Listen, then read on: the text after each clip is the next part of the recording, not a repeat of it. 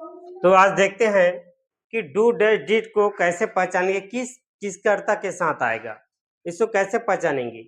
Subject से भी सीखेंगे और वर्ब से भी सीखेंगे कि डू डैश डिड वास्तव में है ना किसके साथ आएगा। Do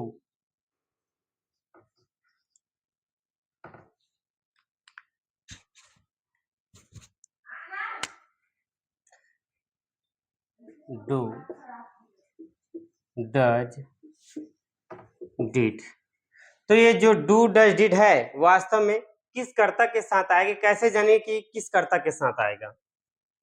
I we you they he she it name अर्थात नाम। तो इसको पहचानने के लिए दो तरीका है, दोनों तरीका को समझेंगे।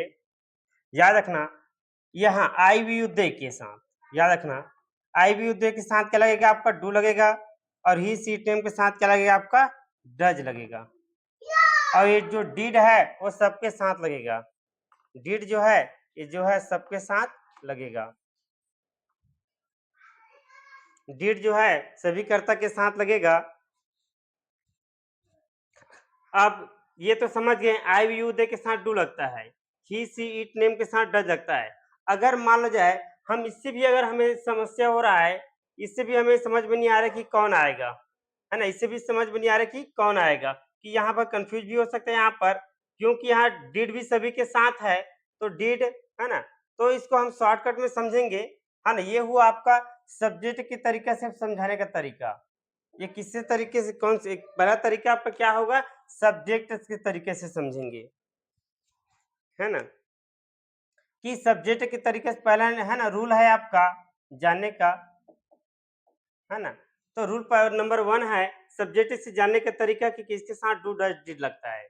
अब यहाँ पर देखेंगे वर्ब से जानेंगे, दूसरा तरीका क्या होगा आपका वर्ब होगा। अब वर्ब से कैसे जानेंगे कि है ना भाई, ये तो सब्जेक्ट से पहचानने का तरीका हो गया। अब जानेंगे सीधा वर्ब से जानेंगे कि वास्तव में किस वर्ब से हम कैसे जानेंगे कि किसमें क्या लगेगा। ध्यान देना यहाँ पर,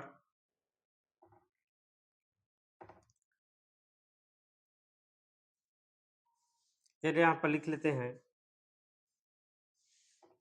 do does did.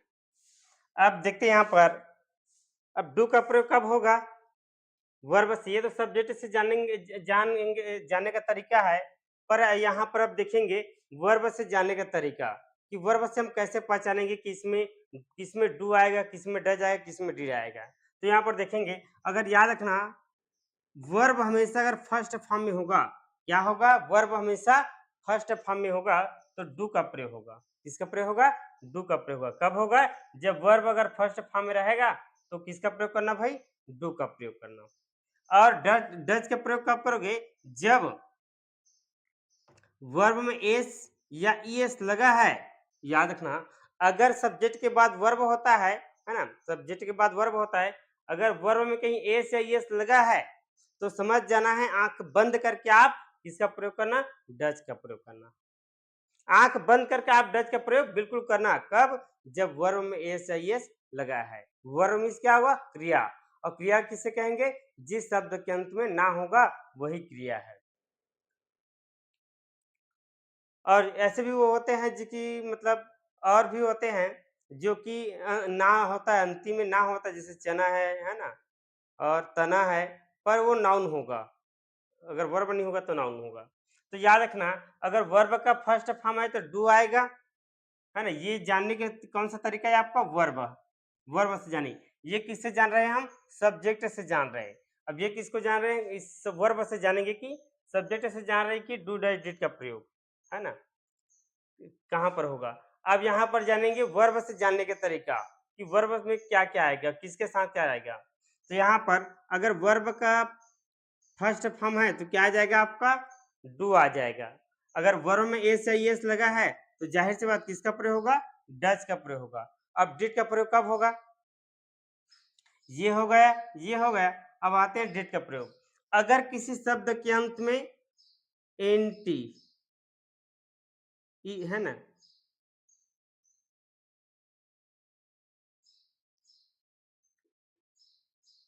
ED, O K काड़ी, पीटी, डबल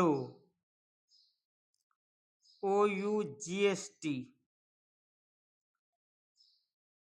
अगर है ना,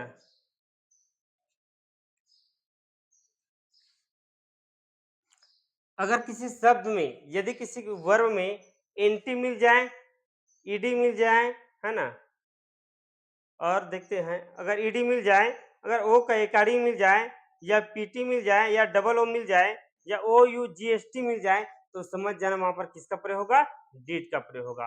अर्थात ये कौन सा फॉर्म है, आपका सेकंड फॉर्म या फिर थर्ड फॉर्म भी होता है ये, है ना, या फिर सेकंड होगा या फिर थर्ड होगा। यहाँ पर देख लेते हैं कैसे रहता है ये। जैसे कि एंटी, एंटी कैसे रहेगा, देख लेते हैं। जैसे एंटी में क्या आ जाएगा आपका, सेंट, इसका पहला रूप क्या होता है, सेंड। अर्थात डी की जगह हम क्या करते हैं, डी की जगह क्या लिखते हैं, हम टी लिख देते हैं, है ना, ई एन डी रहता है ना, तो डी की जगह हम क्या टी लिखेंगे तो क्या हो जाएगा आपका, सेकेंड फॉर्म थर्ड फॉर्म बन जाएगा, दोनों बन जाएगा। अब आते हैं ईडी। अब ईडी में क्या होगा, लास्ट में रहता है, अंत में रहता है। जैसे कि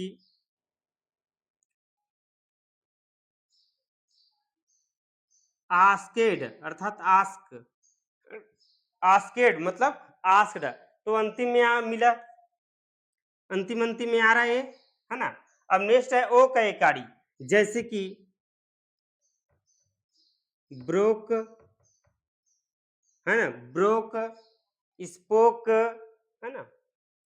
हाँ, तो यहाँ पर क्या आ जाएगा आपका, ब्रेक हो जाएगा, ब्रेक, ब्रोक, स्पीक, स्पोक, है ना। स्पीक डबल ई की जगह डबल ई आ रहा है ना यहाँ पर। और है आपका पीटी। अब पीटी किस में आएगा, जैसे कोई शब्द अगर डबल ई है, डबल ई के बाद कहीं पी है, चलो यहाँ पर लिख देते समझ में आ जाएगा। जैसे कि डबल ई के बाद क्या आ रहा है आपका, पी आ रहा है, डबल ई के बाद क्या आ रहा है आपका, पी आ रहा है ना। तो डबल ई के बाद पी आ रहा है, मतलब एक ई को काट देंगे, अंतिम में टी जोड़ देंगे। भाई एक ई को काट देंगे, देख लो, जैसे कि स्लिप है, तो एक ही को काटना है, अंतिम में टी जोड़ना है, अर्थात एस का एस, ल का ल, ई का ई, है ना, और ये प का प, अब अंतिम में टी जोड़ देना है। अर्थात यहाँ ई था, वहां इसको काट दिए, अंतिम में टी जोड़ दिए, है ना। मतलब एक ई को काट कर अंतिम ई के जगह, है ना, एक ई को काट कर लास्ट पी के आगे टी लगा दिए, तो क्या हो गया, स्लेप्ट हो गया। अतः उसी प्रकार एक ही को इसको भी काट देना है, अंतिम में क्या जोड़ देंगे, व्यक्त हो जाएगा फिर, है ना। अर्थात ये क्या है आपका, ये आपका व्यक्त है,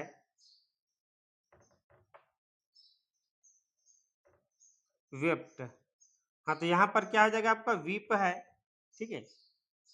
अर्थात है ना, व्यक्त है, इसमें जो टी है, टी इधर के ई जोड़े, ई डाल दिए, तो ये हो गया आपका, है ना।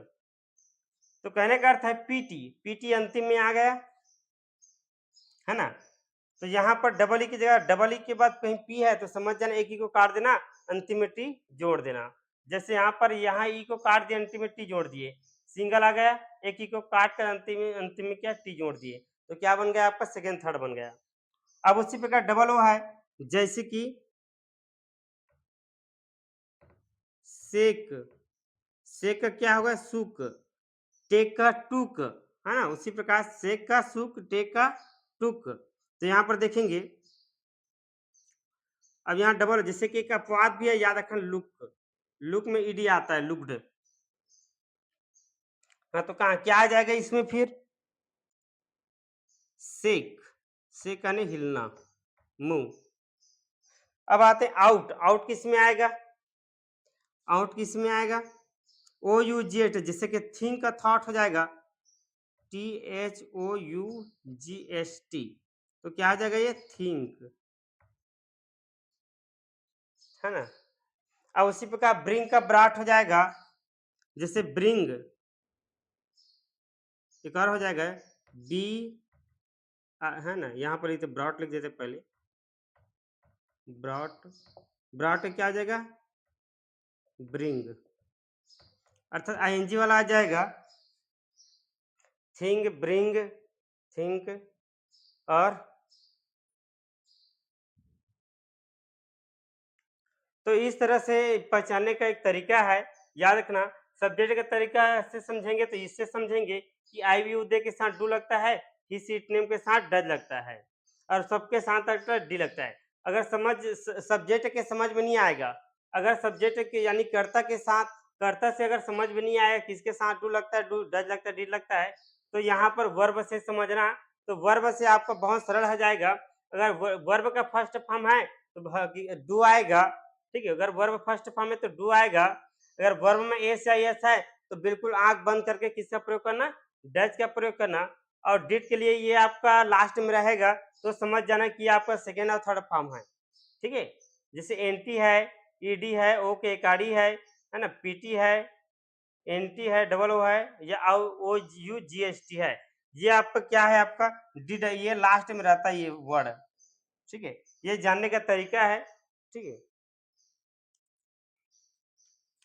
अच्छा लगे तो बिल्कुल लाइक और सब्सक्राइब करना।